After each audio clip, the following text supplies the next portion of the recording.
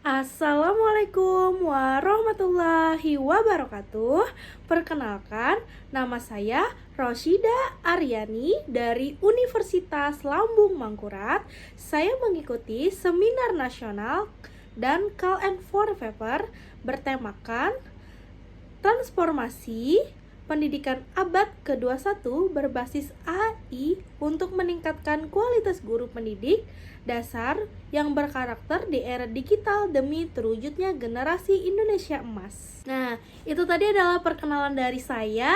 Setelah ini saya akan memaparkan isi dari jurnal saya. Oke, baik. Pertama-tama saya ingin menjelaskan dulu. Judul dari jurnal saya adalah Pengaruh Model Pembelajaran Quantum Learning terhadap hasil belajar pada materi perpajakan kelas 11 IPS 3 di SMA Negeri Martapura. Setelah itu, di sini ada beberapa poin dari latar belakang yang saya buat. Latar belakang dari permasalahan saya, yang pertama, permasalahan pendidik saat memaparkan materi pendidik hanya melakukan metode ceramah dan hanya sesempatnya melakukan tanya jawab.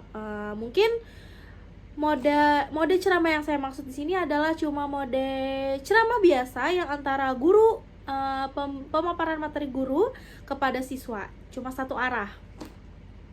Yang kedua, saat pembelajaran kurang antusiasnya peserta didik untuk belajar terhadap metode pembelajaran ceramah sehingga membuat materi pendidik kurang aktif. Dengan adanya metode ceramah tadi membuat siswa menjadi kurang aktif dan kurang antusias terhadap pembelajaran tersebut.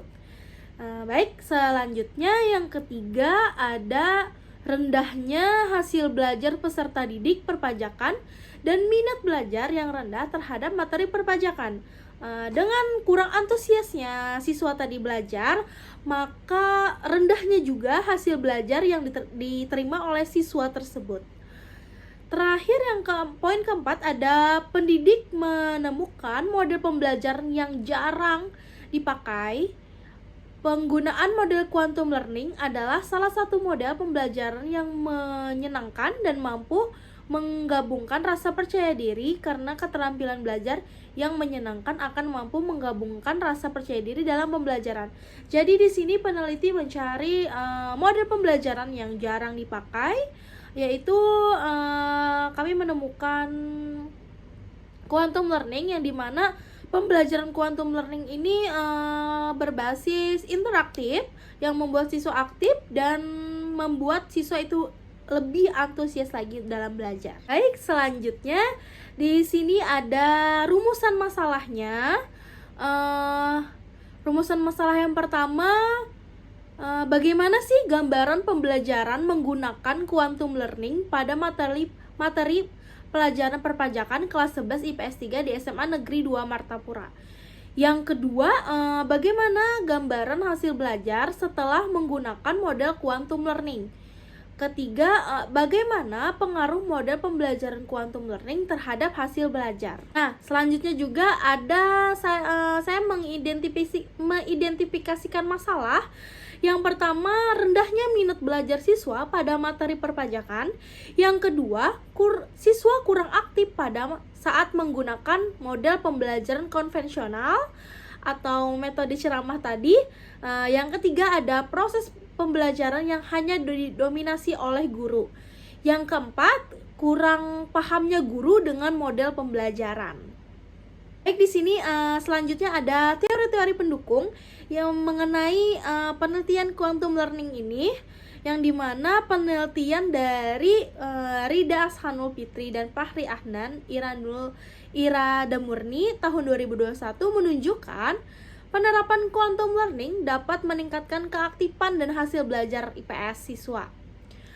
Terus penelitian dari Jatminika Ningsi Alani Mika Ningsi tahun 2014 menunjukkan juga bahwa metode quantum learning berpengaruh positif terhadap peningkatan hasil belajar siswa dan hasil penelitian. Penelitian selanjutnya juga dari yakni Prasatyani dan Marinin juga menunjukkan bahwa belajar dengan metode pembelajaran quantum learning merupakan sebuah inovasi di bidang pendidikan yang mula-mula dikembangkan oleh Dr. Georgi Lazanov, pendidik asal Bulgaria yang bereksperimen dengan sugestologi. Lalu pada perkembangan selanjutnya, Bobby Doperter, murid dari Lazanov, mengembangkan menjadi namanya quantum learning. Selanjutnya, metode penelitian yang saya gunakan ada tempat penelitian, desain penelitian, simpel dan populasi, teknik pengumpulan data, teknik uji validasi dan reliabilitas, teknik uji persyaratan analisis, dan teknik analisis data. Selanjutnya di sini saya menjelaskan dari hasil dan pembahasan, yang dimana hasil dan pembahasan ini saya menggunakan kelas kontrol dan kelas eksperimen. Kelas kontrol tidak menggunakan dari model quantum learning, sedangkan kelas eksperimen menggunakan model quantum learning.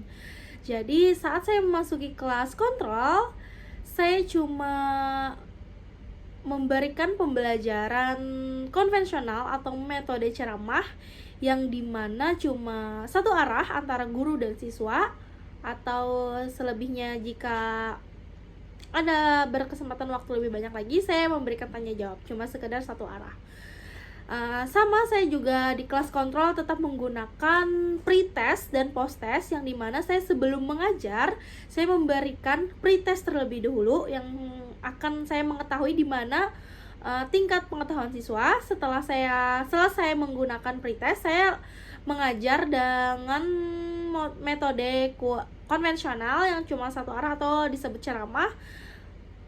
Setelah memberikan paparan tersebut, saya memberikan lagi memberikan tes lagi, yaitu berupa post test, yang dimana hasil tersebut siswa memperoleh nilai pakai tes pre-test di kelas kontrol. Siswa memperoleh nilai 49,33 dengan rata-rata segitu, sedangkan post testnya di kelas kontrol siswa rata-rata mendapatkan nilai 66,33. Tetap ada peningkatan walaupun cuma sedikit. Sedangkan saya masuk di kelas eksperimen, yang dimana saya menggunakan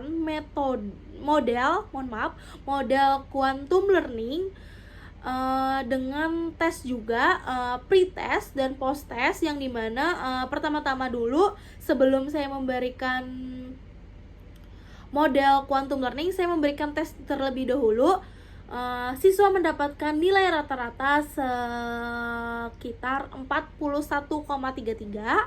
Setelah saya mengaplikasikan model quantum learning di kelas eksperimen ini, siswa mendapatkan nilai yang jauh lebih meningkat, yaitu dengan nilai rata-rata 75,66.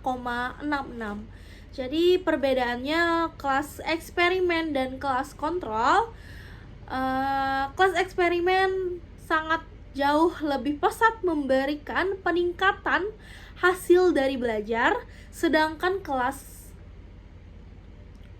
kontrol memberikan hasil juga yang baik, akan tetapi cuma rata-rata standar biasa.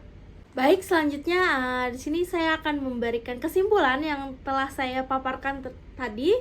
Jadi berdasarkan hasil penelitian yang telah dilaksanakan di SMA Negeri 2 Martapura kelas 11 IPS 3 tahun ajaran 2023 dan 2024, dapat disimpulkan bahwa model pembelajaran quantum learning berpengaruh terhadap hasil belajar siswa kelas 11 IPS 3 di SMA Negeri 2 Martapura.